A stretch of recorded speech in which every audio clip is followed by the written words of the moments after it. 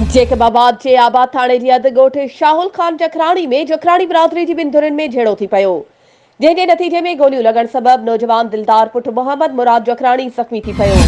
इन हवाले सां वधीक तफ़सील ॾियण लाइ असां सां लाइन ते मौजूदु आहे जेकबाबाद मां CN न्यूज़ जो रिपोर्टर जमील गुल थहीम। जी जमील गुल, छा तफ़सील आहिनि?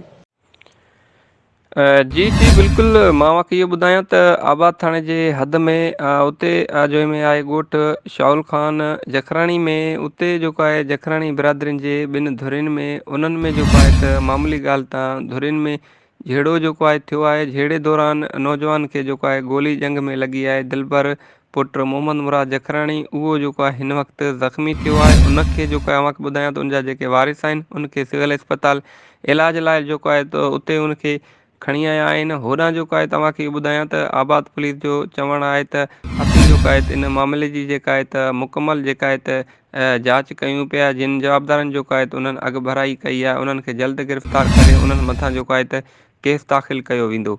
जी महिरबानी जमील गुल, तफ़सीलनि खां आगाह करण जे लाइ।